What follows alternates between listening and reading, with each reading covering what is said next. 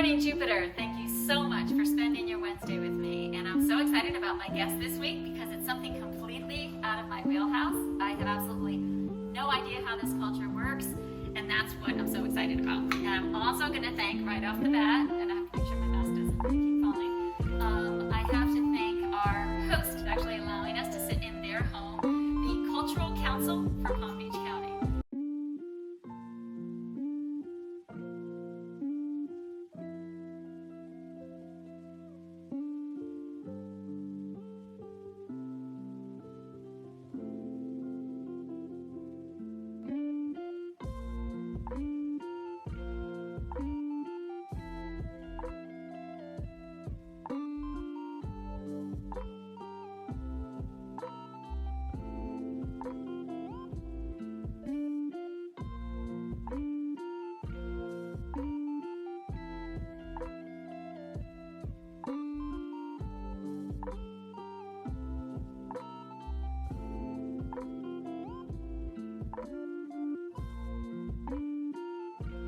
This is where you can actually come, and I know that they're open. They're not open today. So again, thank you so much for allowing us to use your space.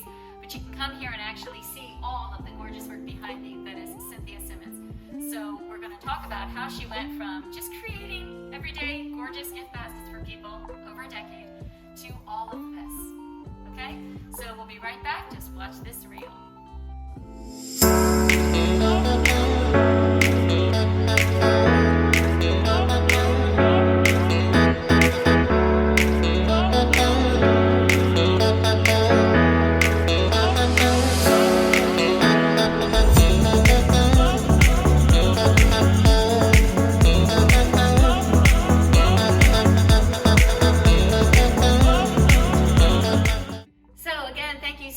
For joining me this Wednesday. And Cynthia, we're going to jump right in because we only have 20 minutes and we already spent 20 minutes talking about this to begin with.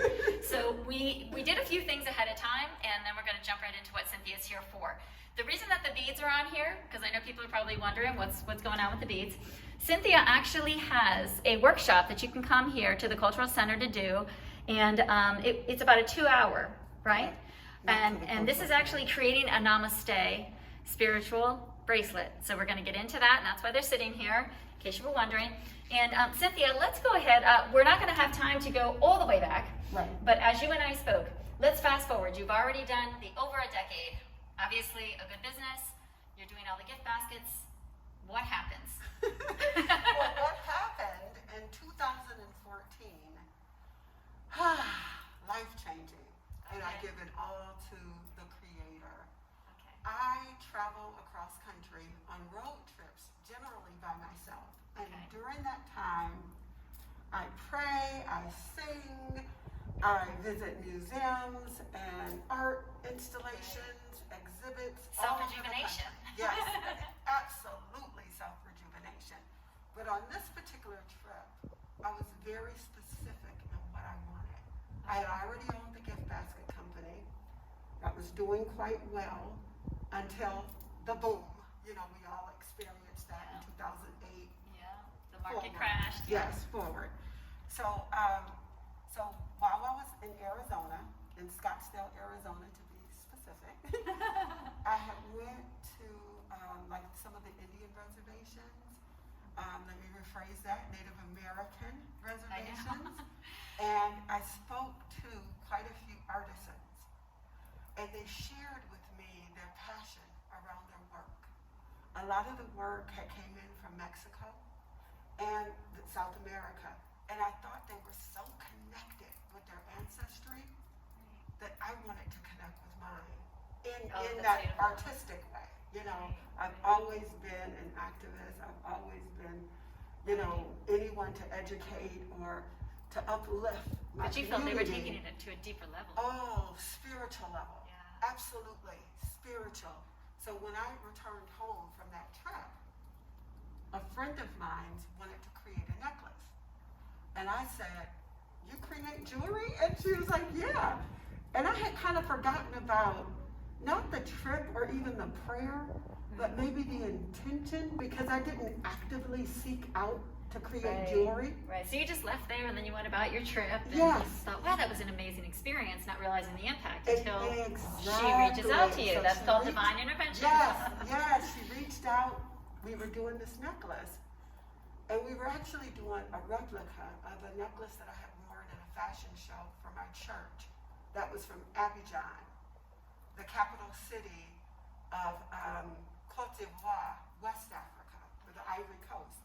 And so, as we were doing this necklace that had a lot of like a lot of circles, it was almost like an act of meditation at that time, because we didn't stop until we were finished, and it was 8 hours later that we had finished. Incredible. And when I went to sleep, I dreamt how to connect the circular design to the necklace without, making all of these individual cuts. So in the morning, I'm like, I got it. And everyone's like, you got what? And I was like, I know how to do it. So we did it, and in that moment, in changing that 8 hours to 2 hours, it was like everything in me was filled with spirit, and it was no longer me. You were just a vessel. Yeah, so from that very, very humble beginning to a 5-loop, what we call 5-loop Nefertiti, to the creations that you see on the wall. Gorgeous. All done in spirit, and all done with the confidence and with the integrity and the spirit of the Most High. Right. So when people say, well, how did you learn to do this? It was already in me. Right. But because Just of suppressed. the Creator, absolutely, it flows. Right. It flows. And I know when I'm supposed to pivot and when I'm supposed to create anew. Right. Hence, anew. Yes. Absolutely gorgeous. Absolutely gorgeous. Well, I mean, and that's what I tell a lot of the people. In fact, I just said this on a show that I was recently on, and when they said, what advice would you give to somebody looking for their passion? I said, sometimes you don't even know what your passion is because it's so deep within you. But there's always someone around you that might bring it out or might say to you, you know what, I've always thought you were amazing at doing this. And the fact that that woman just randomly happens to come to you after the fact and is like, I can do this necklace. It's you can't look at those as just odd coincidences. No, there's no Because there's so much abundance out there, and we just have to be able to grab it and be willing to grab it, even if you've had a few, beads that have fallen. It all comes together at some point, because I'm sure it wasn't an easy thing to put this all together. So how long did it actually take you before you felt like I'm ready to do this now full time? Okay, so this is this is where I get to be very confident in my walk with the Most High. Okay. When we finished that first necklace, and I put it on, and I shared it in my community online, everyone was saying, the feedback was, I want one, I want one, Yes. I want one. When did you learn to do that? I want one. And then I looked in the mirror, and I didn't know the meaning of Nefertiti, but I knew she was someone that I would be proud to represent in my jewelry line. I looked up the meaning, and it said, the beautiful one has come. And that's Bell's Nefertiti jewelry collection. My glasses are fogging, so I'm going to take them off. Walking in my glasses. I won't ask you to walk in the mirror. Well, that's a beautiful story, though. I mean, because there again, to me, I always say to people, there's a reason why you're drawn to something. Yes. Because these aren't just beads that you're seeing at the beach. I mean, I actually brought a piece. There were some women that were in the Bahamas, and what's unfortunate about this story is that part of the Bahamas was taken out with a hurricane. And all of my friends kept saying, why is it that every time we go somewhere, you have to buy something from one of the locals? And I said, because my feeling is I get to take a piece of that history with me. And every proceed, 100% of the proceeds that went to making this bracelet were, in effect, going then to the lighthouse that unfortunately is not there anymore. Yes. And these were just beads, but what drew me about them was the women that were making them were telling me this is also the sand of the actual beach inside the stone. So as I'm listening to these women and their history and their stories, you can't help, it's infectious. And you want it, and that's why the people reached out to you and said, I need the bracelet, I want the bracelet, because they're seeing you live your best life. What I actually wanted to say was that to answer your question about how challenging, because I am self-taught. Right. So when there's no, I guess, bar. Right, to set. To set, exactly. Yes. You set your own bar. Yes. And because I bead in spirit, like literally in spirit, Right. It's through the prayers and through the ancestors that it works out. Right. So I'm really just as excited as the next person when it's finished. Because I'm like, wow, I've tried patterns. I can't do a pattern. Right. I've tried. Because it's inauthentic. Yes. I've even taken one class to learn to do a peyote bump bracelet. Okay. Finished the bracelet. It took me like 2 weeks. Finished it. And went to take the bracelet back to the store to have them help me to create a class for the bracelet. I lost it. Wow. But what See, it wasn't meant to be. And that's what it's kind of, the beauty in all of this has been, that it's okay. Like, it's okay to let go. It's okay when you lose it because it wasn't meant for you. Right, because something better is waiting to walk through the door. When you start off going left and then you end up going right in your design, and when it's finished, it's finished. Exactly. So it's really just a miracle. It really is. Well, I mean, just think of all the women that you're helping by way of doing this. Oh, yes. And what's ironic about the fact that when you and I had spoke previously to this, and you were saying to me about this being a workshop, Yes. I have a cousin that really is struggling to kind of find what her passion is, and she lives up north. Now, I often say to her, just come down here, just let me get a hold of you for like a month. You won't leave the same woman. However, she is up there, and I said to her, why don't you seek out workshops? Because it'll immerse you in like-minded people that are all there for the same reason, because they all authentically want to connect. Yes. And then who knows what will come from that in the future as you're doing for these women, because when they're leaving, you have no idea what impact that's having, but you know there's an impact. Absolutely. And that's all that matters. Absolutely. That's all that matters. So we'll segue into the actual beading workshop. Okay. But I do want to share that a part of my blessing was to be a blessing.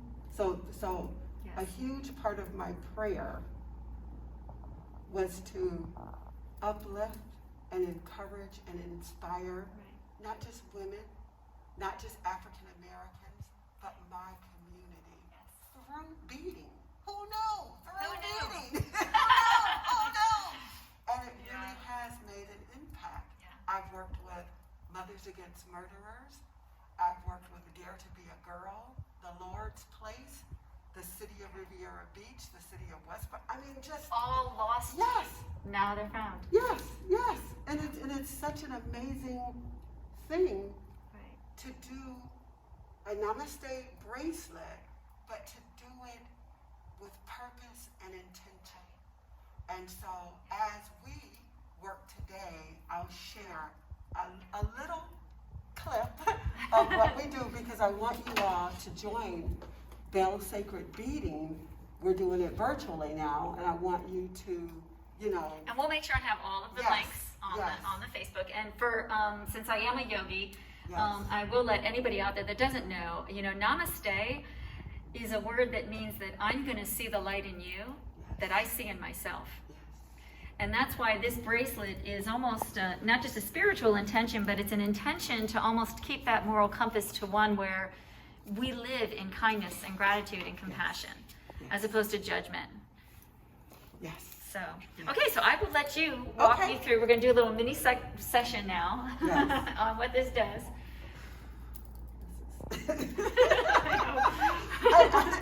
We're all like sweating, right, actually but we're being coached. COVID friendly.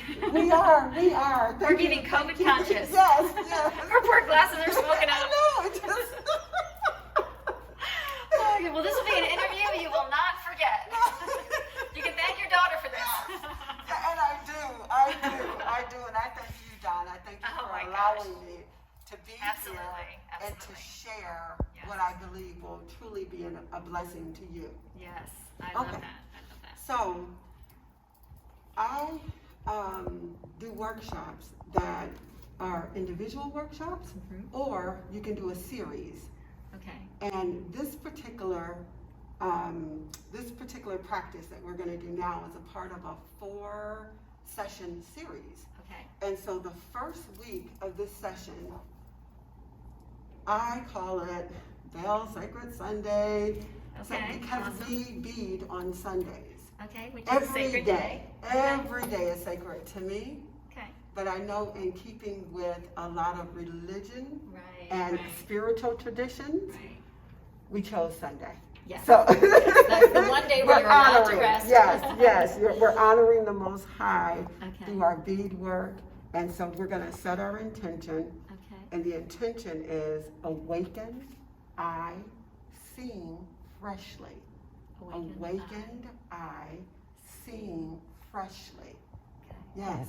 Awakened eye, Seeing freshly. Okay. So I'm going to ask you, in no particular order, to start putting the beads on your stretch cord. And what I find so interesting, because I think I mentioned to you before, I spent a week with the monks out in the woods, and what's amazing to me is while we all think we're just so far apart in distance, we're so connected. Yes. In truth, because there is a practice that they do, and it's not just the mandala, where they do a strand of 150 beads for a meditation. So the fact that you're bringing the beads in as well, let's see if I can actually get them on. Okay, so as I'm beading it, why don't you tell me a little bit more, because I know we're getting down on time. As you're beading, I'd like for you to just breathe in, breathe out in between each